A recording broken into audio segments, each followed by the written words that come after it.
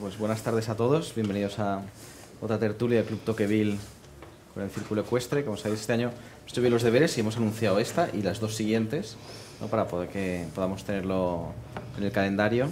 Bueno, y hoy empezamos con una tertulia que yo creo que, ¿no?, de grandísimo nivel, y hablando de un tema de rabiosa actualidad, ¿no?, porque el agua es uno de los elementos, ¿no?, que seguramente quizás la sociedad no le presta todo el interés, ¿no?, y la atención que debería, pero es un elemento esencial no solo para la vida, sino para la agricultura, para la industria, y realmente en nuestro país pues, es un problema endémico, ¿no?, que arrastramos el tema de las sequías, ¿no? Ahora parece que estamos en presequía, y realmente es un tema que yo creo que es muy acertado desde el punto de vista de estas tertulias, las que, como sabéis, la idea es que participemos todos. Y para ello tenemos con nosotros a Ángel Simón, que ahora lo presentará José María Castellá, ¿no?, que yo creo que es un auténtico lujo tenerte aquí, te lo agradezco. Además es una persona que apoya esta casa y gracias a él pues podemos hacer, ¿no?, podemos hacer muchas actividades también de debate y de divulgación. Y hoy pues estaremos encantados de escucharte, ¿no?, y de aprender sobre el agua, los retos que tenemos y cómo podemos contribuir, ¿no? Lo importante es que nos pongas deberes cuando salgamos para que todos sepamos qué hay que hacer, ¿no? Y para ello también dar las gracias al Club Tocqueville, ¿no? Yo soy María Castellá, su presidente, ¿no?, catedrático de Derecho Constitucional, ¿no?, un gran intelectual, y simplemente te doy la palabra para que ya puedas iniciar el acto. Muchas gracias. Pues muchas gracias, Antonio. Yo también quiero empezar agradeciendo a don Ángel Simón que esté esta tarde, noche, aquí con nosotros en esta tertulia. Ya llevamos, es el segundo año, la segunda edición, y por tanto el Club Tocqueville y el Círculo Ecuestre pues, han empezado una línea de colaboración en la que yo creo que confluyen muchas cosas. Uno es el interés por los temas de actualidad, analizados en conversación con uno de los protagonistas que nos pueda arrojar luz sobre este tema. Muy brevemente, para los que no lo sepan, el Club Tocqueville nació en Barcelona hace casi 4 años, y la idea era muy simple, tan simple que en cualquier lugar del mundo seguramente sería innecesario, porque al final hablamos del agua o nos acordamos del agua cuando escasea, y por tanto hablamos de democracia liberal cuando está en erosión, y por tanto es en estos momentos que se enciende un farolillo rojo, y ahí estamos tratando de hablar pues, de Europa, hablar de la economía de mercado, hablar de la España constitucional, hablar de estas cosas que, insisto, deberían ser el agua, el aire que respiramos, pero sobre las que conviene enfatizar. Yo, por mi parte, me limitaré a presentar, y lo haré con un gran gusto, a don Ángel Simón esta noche aquí, y luego pues ya introduciremos lo que hacemos en estas sesiones. Una primera parte, una exposición más o menos larga del ponente, para luego dar pie a la tertulia con las intervenciones de todos ustedes.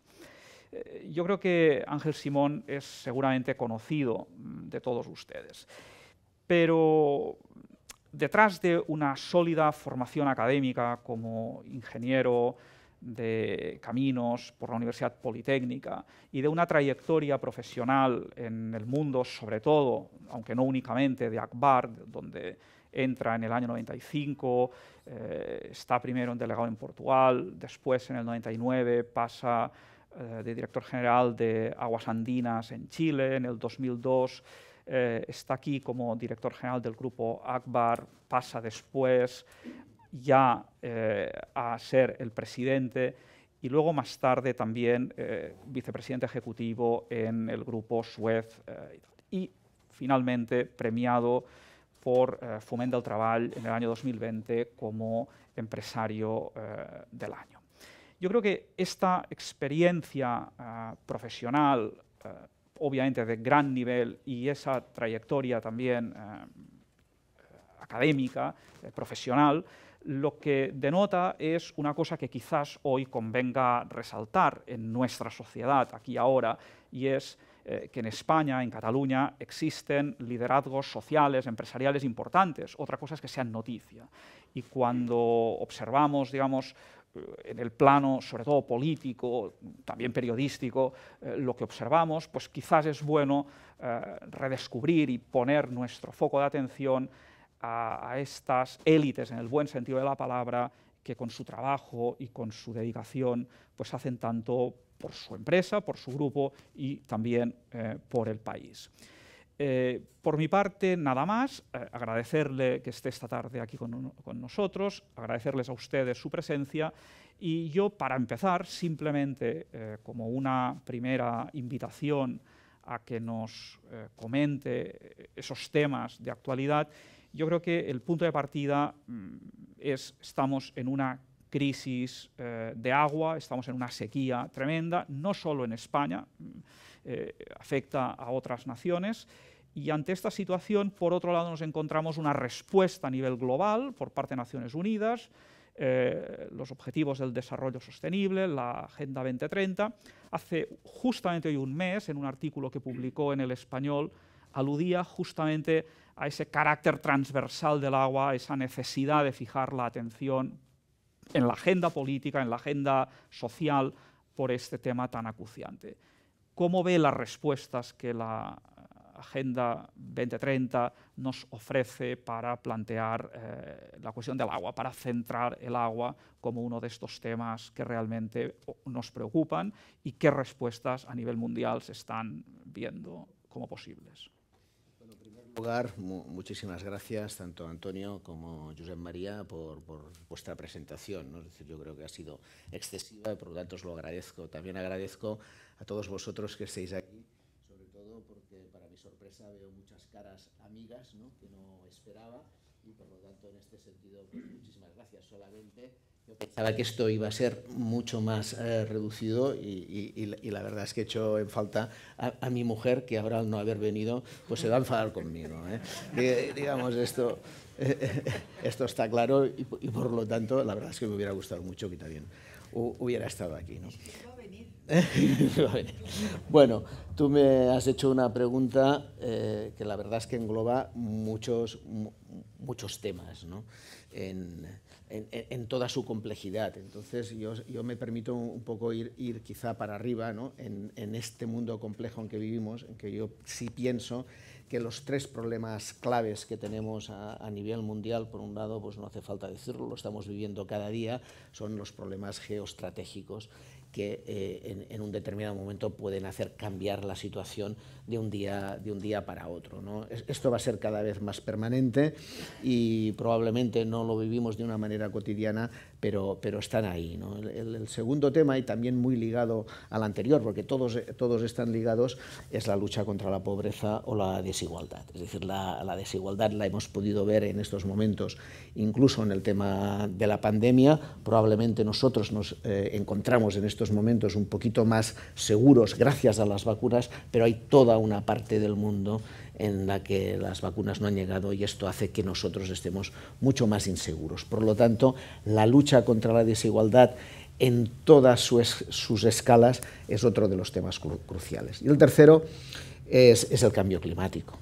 Y los tres están interrelacionados porque efectivamente temas de cambio climático son los que van a producir movimientos geoestratégicos o la desigualdad efectivamente pues proviene muchas veces por temas de cambio climático. El tema del cambio climático yo creo que aquí Naciones Unidas pues ha sabido abordarlo y ha sabido abordarlo yo creo que con precisión, porque al final lo que necesitamos son hojas de ruta para avanzar, ¿no? Y esas hojas de ruta son, como tú muy bien decías, los ODS, ¿no?, los Objetivos de Desarrollo Sostenible, que se aprueban en el 2015. Efectivamente, el 2015 no aparecen de la nada los ODS, sino que ya llevamos toda una trayectoria que antes de los ODS tuvimos los Objetivos del Milenio, que fueron también unos objetivos que se aplicaron en diversos aspectos por parte de Naciones Unidas a cumplir y que su objetivo terminaba 2015 y ahí se sustituyen por los ODS. Pero incluso si nos remontamos mucho más atrás, porque no voy a hacer toda la historia, pues tenemos en el año 57 que ya el propio Club de Roma alerta sobre el exceso de cómo estamos tratando los recursos, ¿no? O si nos vamos al año 87, pues en el año 87 es donde aparece el informe que hizo la danesa Gro Harlem Brundtland, que es donde ahí se define de alguna manera, ¿no?, tal como todos ahora lo entendemos, la sostenibilidad, ¿no? Por lo tanto, como siempre, tenemos una línea evolutiva en la cual hoy nuestra hoja de ruta son los ODS. Los ODS, como todos vosotros sabéis, son 17, y esa hoja de ruta es la que de alguna manera empresas, gobiernos, instituciones y en cierta medida, ¿no?, cada uno a nivel privado, porque si no hay un compromiso de cada uno de nosotros, por más que las instituciones, los gobiernos o las empresas quieran hacer algo, no se va a llevar adelante. Es la hoja de ruta que debemos seguir. Nosotros como empresa esto lo tenemos claro, y de los 17 objetivos hemos centrado 4 en las que toda nuestra estrategia están basados en estos 4. Y estos 4 son el número 1, que es la lucha contra la pobreza. Por lo tanto, el agua vuelve a ser crucial. Es decir, la lucha, muchas veces la pobreza es o por falta de agua, por falta de higiene, es transversal a todos los objetivos. El siguiente objetivo, evidentemente básico para nosotros, es el 6. El 6 es agua de calidad para todos y saneamiento. Es a lo que nos dedicamos como empresa, por lo tanto, ese no era difícil. Pero es obvio que el 6 con el 1 es lo que ha comportado que nosotros actuemos de una manera social, en que vemos la crisis del 2008, cómo realmente afecta a muchísima gente que antes sí estaba pagando el recibo del agua y a partir del 2008 no puede hacerlo, y por lo tanto se empieza a subvencionar, empezamos a subvencionar para no cortar a todos aquellos que no tienen capacidad para pagar el agua, porque el agua es un derecho humano y objetivo de desarrollo sostenible número 1. Número 6, agua de calidad y saneamiento. Número 13, que es la acción contra el clima. Cada actividad empresarial hoy en día no debería ser ajena a cuál es la huella de carbono que está dejando y cuál es la línea estratégica que tiene para la disminución de esta huella de carbono. Yo quiero recordar que el objetivo de la Unión Europea en el 2050 es neutralidad en el carbono. Y esto no va a ser fácil. Es decir, de la última reunión de Glasgow ya se dedujo que vamos a tener dificultades para llegar a esa neutralidad de carbono. Y de los objetivos intermedios que hay, que es el obtener en el 2030 un 40% de la energía en base a energías renovables, ya se vio que no se iba a cumplir, ¿no? Por lo tanto, en las empresas sabemos que hay cosas que no se pueden hacer, ¿no? Y es que cuando no cumples los objetivos, pues cambiar los objetivos para cumplirlos, ¿no? Bueno, esto no se puede hacer. La Unión Europea, pues probablemente, no sé si lo ha hecho de esta manera, pero ha dicho que las nucleares y el gas van a ser energía verde. A lo mejor así, sí cumplen, ¿no? Por lo tanto, tenemos una hoja de ruta de los ODS, pero es una hoja de ruta en la que se requiere ese compromiso que finalmente a nosotros, el número 17, que es el último, todo esto tiene que hacerse en base a alianzas, en base a cooperación y en base a colaboración, ¿no? Probablemente estamos en una ciudad y en un territorio como es Cataluña, en el que cada día, si tú dices que hay que recordar lo que es la democracia liberal, probablemente tendríamos que recordar cada día lo que es el acuerdo, lo que es el consenso, lo que es la alianza, lo que es la colaboración público-privada, ¿no? Por lo tanto, estos son los ODS que nos marcan nuestra línea, ¿no? Y por lo tanto, el agua forma parte de todos los ODS y en nuestra actividad la hemos centrado en estos 4. Claro, el cambio climático, ¿qué significa? Significa, como sabéis todos, que en el tema estricto del agua, las sequías serán cada vez más fuertes y cada vez más frecuentes, ¿no? Lo mismo que las lluvias. Las lluvias, en la media, cada vez habrá menos lluvia, pero cada vez estarán más concentradas y serán más intensas, ¿no? Por lo tanto, ante esto, ¿qué hay que hacer? pues lo que dice también Naciones Unidas, es decir, mitigación y adaptación, es decir, nos tenemos que adaptar a este fenómeno. ¿Y cómo te adaptas a este fenómeno? Pues a este fenómeno te adaptas viendo cuáles son las variables que han cambiado, esto es un modelo científico, y viendo las variables que han cambiado, ¿qué tienes que hacer para ver cómo puedes paliarlas o mitigarlas? ¿Qué nos sucede con el tema de la sequía? Nos sucede, y ahora no sé si la memoria me va a fallar, pero si yo preguntara en la sala cuál es la memoria que tienen de los episodios de sequía en el área metropolitana, yo creo que todos me contestaríais el último, que es el del 2008. Todos tenéis la memoria del 2008. Pero si yo me remonto más atrás, y os diré que en el 82 ya tuvimos un episodio. Era 80-82, porque a veces los episodios duran 2 años. Tuvimos otro en el 91. En el 91 fue para temblar, porque teníamos los Juegos Olímpicos en el 92. Afortunadamente llovió y los Juegos Olímpicos se hicieron sin mayor problema, ¿no? Como todos sabéis. El siguiente episodio fue 2000-2002, es decir, los episodios de sequía a veces suelen durar pues 2 años, ¿no? Porque estamos en el extremo, llueve un poquito, se arregla y volvemos al extremo, ¿no?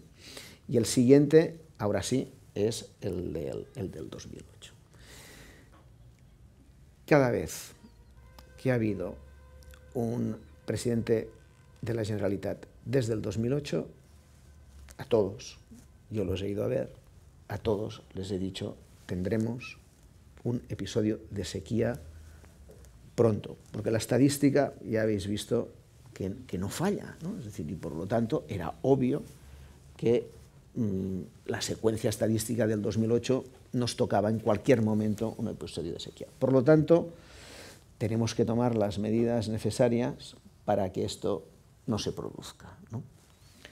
Yo diría que hoy estamos aquí, en el área metropolitana de Barcelona, situados en el 2022, y del 2008 al 2022 solo ha habido una inversión diferencial, que ha sido la desaladora, que cubre un 30% de la demanda de agua en la región metropolitana, ¿no? Por lo tanto, ante este episodio de sequía, bueno, luego hablaremos de cómo se puede arreglar o qué es lo que viene, ¿no? En todo caso, lo dejaremos para el coloquio. Pero sí es obvio que los datos están y, por lo tanto, sí es obvio que deberíamos haber actuado con prevención mucho antes. A veces hay cuencas que sí están en sequía y otras no lo están, ¿no? En estos momentos, mayoritariamente, todas las cuencas nacionales en España sí están prácticamente en sequía. Sí que las 2 presas, es decir, estamos en el territorio nuestro, el de la región metropolitana, nuestros embalses están por debajo del 60%, con lo cual sí que hemos entrado en alerta, pero sí que Mequinenza y Ribarroja, que son los embalses del Ebro, estos están por encima del 60%, ¿no? Bueno, por lo tanto, quizá me he extendido demasiado, ¿no? Era una pregunta muy amplia, pero yo no quería dejar de hablar de los ODS, porque francamente es nuestra hoja de ruta que a todos los niveles tenemos que llevar a término, y cómo actuamos contra las sequías deriva siempre de cuál es nuestra actuación en global. Y ante esto, en este momento tenemos a nivel europeo, pero nos afecta directamente a España, una serie de fondos que se están o se deberían dedicar a una transformación en ámbitos cruciales de la economía y de la sociedad en España. Y entonces ahí la pregunta es qué proyectos en materia de agua se están incardinando a través de esto, si es que los hay, hacia dónde se orientan. Bueno, probablemente, yo creo que los fondos Next Generation son una buena noticia para España y para los países que los vayamos a obtener, ¿no? Lo que es importante, y todos lo sabéis y lo habéis dicho y lo conocéis, es cómo realmente aplicamos estos fondos. Como decía, probablemente a mí me hubiera gustado que el agua hubiera estado más presente en cómo se otorgan los fondos. Nosotros, como empresa, hemos levantado en todo el territorio nacional proyectos por importe de 9.000 millones para hacer frente precisamente a esa ruta de los ODS y para paliar tanto efectos del cambio climático en huella de carbono o en huella hídrica, o para paliar efectos de lluvia de una manera sostenible, ¿no? O bien para paliar efectos de sequía y ciudades más resilientes. La verdad es que en estos momentos los fondos han entrado, yo diría, en un embudo, y es que de las propuestas que se han generado, como después estos fondos llegan, pues entran por las vías, y eso los abogados lo sabéis, y tiene que ser así, de la legislación aplicable, ¿no? Por lo tanto, están, el símil sería goteando muy despacio o transpirando a través del territorio de una manera muy lenta, ¿no? Por lo tanto, yo te diría que todavía no hemos empezado a utilizar estos fondos hoy en día. Yo tengo la esperanza de que a través de las comunidades autónomas, a través de los ayuntamientos, los distintos proyectos que hemos levantado en el territorio realmente los llevemos a aplicar. Vosotros sabéis que en los Next Generation se van a aprobar PERTEs, ¿no? El PERTE, pues, en el fondo, pues, es un proyecto estratégico, ¿no? Que aprueba directamente el gobierno de la nación. A mí me hubiera gustado que hubieran aprobado algún PERTE en el tema del agua, más del que han aprobado uno, que es el de la medida digitalizada. Por lo tanto, son los contadores inteligentes. Por lo tanto, bienvenido, pero es francamente escaso respecto a todo lo que podíamos haber hecho, ¿no? Por lo tanto, yo te diría, esperanzas muchas, está costando mucho que esto llegue realmente al territorio, ¿no? Y por mi parte, una última pregunta, antes ya de conversar entre todos. Claro, ha ido saliendo ayuntamientos, Generalitat o comunidades autónomas, el gobierno del Estado, incluso Europa. Por lo tanto, estamos en un escenario en el que el agua al final acaba afectando, va más allá del ámbito territorial muy delimitado. ¿Cómo se produce esa colaboración interinstitucional? Y, en segundo lugar, ¿cómo incluir también esa colaboración público-privada? Vertiente, por tanto, vertical y horizontal en materia del agua.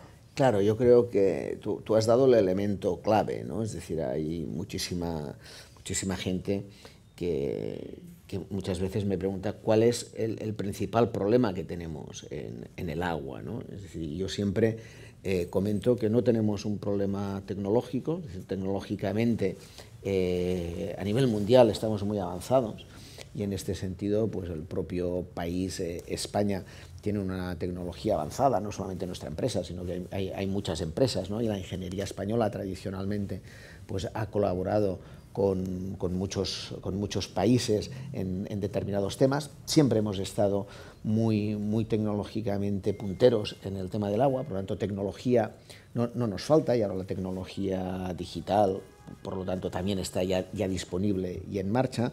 No nos falta capacidad de gestión, ¿no?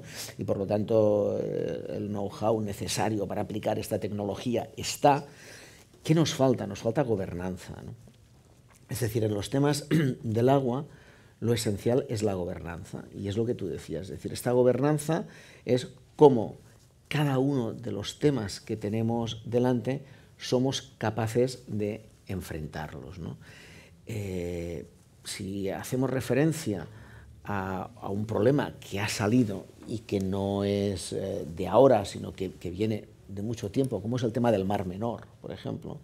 El Mar Menor probablemente se podía haber afrontado mucho tiempo antes con la gobernanza de todas las partes que están implicadas en ese territorio, ¿no? Porque, claro, tú has comentado ayuntamientos, administraciones, que de administraciones centrales además intervienen muchas, desde lo que es agricultura, desde lo que es urbanismo, desde lo que son las confederaciones, pero también las actividades empresariales, ¿no? Es decir, porque interviene desde la agricultura o los determinados asentamientos industriales, ¿no? Es decir, por lo tanto, es decir, si nos vamos a ese ODS, es decir, Objetivo del Desarrollo Sostenible número 17, es decir, la colaboración es estrictamente necesaria para arreglar ese problema, y esa colaboración solamente puede hacerse con gobernanza, ¿no?